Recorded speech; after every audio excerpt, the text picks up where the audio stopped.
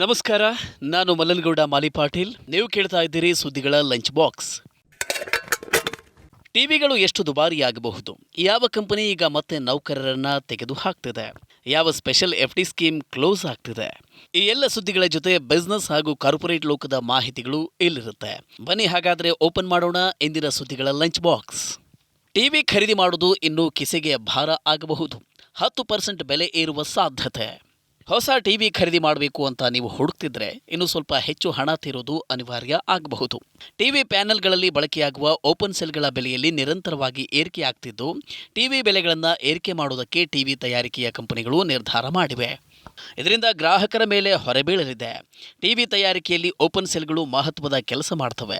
ಒಟ್ಟು ಪ್ರೊಡಕ್ಷನ್ ವೆಚ್ಚದಲ್ಲಿ 60-65% ಈ ಓಪನ್ ಸೆಲ್ಗಳಿಗೆ ಖರ್ಚು ಮಾಡಬೇಕಾಗುತ್ತೆ. ಇದರ ಬಹುತೇಕ ಉತ್ಪಾದನೆಯನ್ನು 4-5 ಚೀನಾ ಕಂಪನಿಗಳು ಮಾಡ್ತಿವೆ. ಅವು ತಮಗೆ ಬಂದ ಹಾಗೆ ದರ ನಿರ್ಧಾರ ಮಾಡ್ತವೆ. ಕಳೆದ ಆಗಸ್ಟ್ನಲ್ಲೂ ಬೆಲೆ ಏರಿಕೆಯಾಗಿತ್ತು. ಸೇಲ್ಸ್ ಫೋರ್ಸ್ನಲ್ಲೂ ನೌಕರರ ವಜಾ ಪರ್ವ ಶುರು. ಕಂಪನಿಯ ಸಿಇಒ-ರಿಂದಾನೇ ಮಾಹಿತಿ. ಕ್ಲೌಡ್ ಬೇಸ್ಡ್ ಸಾಫ್ಟ್ವೇರ್ ಸೇವೆಯನ್ನು ಒದಗಿಸುವ ಸೇಲ್ಸ್ ಫೋರ್ಸ್ 700 ಉದ್ಯೋಗಿಗಳನ್ನು ವಜಾಗೊಳಿಸಲಿದೆ. ಒಟ್ಟು ಸೇಲ್ಸ್ ಫೋರ್ಸ್ನ ನೌಕರರ ಪೈಕಿ 1% ನೌಕರರನ್ನ ಈ ವೇಳೆ ತೆಗೆದು ಹಾಕಲಾಗ್ತಿದೆ. ಕಂಪನಿಯಲ್ಲಿ ಒಟ್ಟು 70,000 ಉದ್ಯೋಗಿಗಳಿದ್ದಾರೆ. 1 ವರ್ಷದ ಹಿಂದೆ 10% ನೌಕರರನ್ನ ಕಂಪನಿ ತೆಗೆದು ಹಾಕಿತ್ತು. ಆಗ ಸುಮಾರು 8,000 ನೌಕರರು ಕೆಲಸ ಕಳೆದುಕೊಂಡಿದ್ರು. ಹೂಡಿಕೆದಾರರಿಂದ ಒತ್ತಡ ಬಂದಿದ್ದರಿಂದ ವೆಚ್ಚ ಕಡಿಮೆ ಮಾಡುವುದಕ್ಕೆ ಈ ನಿರ್ಧಾರ ಮಾಡಲಾಗಿತ್ತು. ಶೀಘ್ರದಲ್ಲೇ ಮುಕ್ತಾಯವಾಗಲಿದೆ special FD scheme. Punjab and Sind ಬ್ಯಾಂಕ್ನ special FD scheme Dhanalakshmi 444 days. ಇದರಲ್ಲಿ ಹೂಡಿಕೆ ಮಾಡೋದಕ್ಕೆ ಇನ್ನೂ ಕೇವಲ 2 ದಿನಗಳು ಬಾಕಿ ಇವೆ. ಬ್ಯಾಂಕ್ ವೆಬ್ಸೈಟ್ ಪ್ರಕಾರ 2024 ಜನವರಿ 31ರವರೆಗೆ ಈ ಸ್ಪೆಷಲ್ ಎಫ್ಡಿಯಲ್ಲಿ ಹೂಡಿಕೆ ಮಾಡಬಹುದು. ಈ ಎಫ್ಡಿ ಅವಧಿ 444 ದಿನಗಳು. ಸಾಮಾನ್ಯ ನಾಗರಿಕರಿಗೆ 7.4% ಮತ್ತು ಹಿರಿಯ ನಾಗರಿಕರಿಗೆ 7.9% ಬಡ್ಡಿ ಸಿಗ್ತಿದೆ.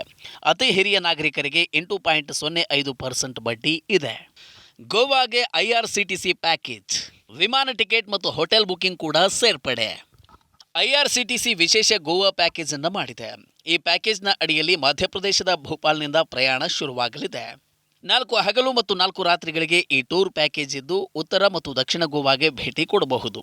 ಮಾರ್ಚ್ 2ರಿಂದ ಮಾರ್ಚ್ 9ರವರೆಗೆ ಟೂರ್ ಇದ್ದು, ಭೋಪಾಲ್ನಿಂದ ಗೋವಾಗೆ ತೆರಳುವುದಕ್ಕೆ ಮತ್ತು ವಾಪಸ್ ಬರೋದಕ್ಕೆ ವಿಮಾನದ ಟಿಕೆಟ್ ಕೂಡ ಸೇರಿರುತ್ತೆ. ಇದರಲ್ಲಿ ಗೋವಾದಲ್ಲಿ ತಿರುಗಾಡೋದಕ್ಕೆ AC ಕ್ಯಾಬ್ ಇರುತ್ತೆ. ಅಷ್ಟೇ ಅಲ್ಲ, 3 ತಿಂಡಿ ಮತ್ತು 3 ರಾತ್ರಿ ಊಟ ಕೂಡ ಇರುತ್ತೆ. ಮಧ್ಯಾಹ್ನದ ಊಟಕ್ಕೆ ಪ್ರಯಾಣಿಕರೇ ವ್ಯವಸ್ಥೆಯನ್ನು ಮಾಡ್ಕೋಬೇಕು. 3 ಸ್ಟಾರ್ ಹೋಟೆಲ್ ವಾಸ್ತವ್ಯ ಇದೆ. ಇದರ ಹೊರತಾಗಿ ಇಡೀ ಟೂರ್ನ ಅವಧಿಗೆ ಟ್ರಾವೆಲ್ ಇನ್ಶೂರೆನ್ಸ್ ಕೂಡ ಇರುತ್ತೆ. ಕೊನೆಯದಾಗಿ ಒಬ್ಬ ವ್ಯಕ್ತಿಗೆ 27,250 ರೂಪಾಯಿಯಿಂದ 35,700 ರೂಪಾಯಿವರೆಗೂ ಇದರ ದರ ಇದೆ. ಈಗ ಭಾರತೀಯರಿಗೆ ದೊಡ್ಡ ಮನೆಯೇ ಇಷ್ಟ. ಯಾವ ನಗರದಲ್ಲಿ ಮನೆಯ ವಿಸ್ತೀರ್ಣ ಹೆಚ್ಚಿದೆ ಗೊತ್ತಾ? ಈಗ ದೇಶದ ಜನ ದೊಡ್ಡ ಮನೆಗಳನ್ನ ಇಷ್ಟಪಡ್ತಿದ್ದಾರೆ. ಅಷ್ಟಕ್ಕೂ ಎಲ್ಲರಿಗೂ ದೊಡ್ಡ ಮನೆ ಅಂದರೆ ಇಷ್ಟವೇ ಇರುತ್ತೆ ಅಲ್ವಾ? ಒಂದು ವರದಿಯ ಪ್ರಕಾರ ದೇಶದಲ್ಲಿ ಕಳೆದ 1 ವರ್ಷದಲ್ಲಿ ಸರಾಸರಿ ಮನೆಗಳ ಗಾತ್ರದಲ್ಲಿ ಏರಿಕೆಯಾಗಿದೆ. ಭಾರತದ 7 ಅತಿದೊಡ್ಡ ನಗರದ ಮನೆಗಳ ಸರಾಸರಿ ಗಾತ್ರ ಕಳೆದ 1 ವರ್ಷದಲ್ಲಿ 11% ಏರಿಕೆಯಾಗಿದೆ. ಎನೆರಾಕ್ ಪ್ರಾಪರ್ಟಿ ಕನ್ಸಲ್ಟೆಂಟ್ಸ್ ಪ್ರೈವೇಟ್ ಲಿಮಿಟೆಡ್ ಬಿಡುಗಡೆ ಮಾಡಿದ ವರದಿಯ ಪ್ರಕಾರ 2022ರಲ್ಲಿ 7 ದೊಡ್ಡ ನಗರಗಳ ಸರಾಸರಿ ಮನೆ ಸೈಜ್ 1,175 ಸ್ಕ್ವೇರ್ ಫೀಟ್ ಇತ್ತು. 2023ರಲ್ಲಿ ಇದು 1,300 ಸ್ಕ್ವೇರ್ ಫೀಟ್ ಆಗಿದೆ. ಕಳೆದ ವರ್ಷದಲ್ಲಿ ಮುಂಬೈ ಮೆಟ್ರೋಪಾಲಿಟನ್ ಏರಿಯಾ ಮತ್ತು ಕೋಲ್ಕತ್ತಾದಲ್ಲಿ ಗಾತ್ರ ಇಳಿಕೆಯಾಗಿದ್ದರೆ, ದೆಹಲಿ, NCR, ಹೈದರಾಬಾದ್, ಪುಣೆ ಮತ್ತು ಚೆನ್ನೈನಲ್ಲಿ ಏರಿಕೆಯಾಗಿದೆ. ಶೀಘ್ರದಲ್ಲೇ 3ನೇ ಅತಿದೊಡ್ಡ ಆರ್ಥಿಕತೆಯಾಗಲಿದೆ. ಭಾರತ ಹಣಕಾಸು ಸಚಿವೆ ನಿರ್ಮಲಾ ಸೀತಾರಾಮನ್ಗೆ ಪೂರ್ಣ ವಿಶ್ವಾಸ. ದೇಶದ ಆರ್ಥಿಕ ಬೆಳವಣಿಗೆಯ ಬಗ್ಗೆ ಇಡೀ ವಿಶ್ವಕ್ಕೆ ವಿಶ್ವಾಸವಿದೆ. ವಿಶ್ವದಲ್ಲಿ 3ನೇ ಅತಿದೊಡ್ಡ ಆರ್ಥಿಕತೆಯಾಗಿ ಭಾರತ ಶೀಘ್ರದಲ್ಲಿಯೇ ಹೊರಹೊಮ್ಮಲಿದೆ.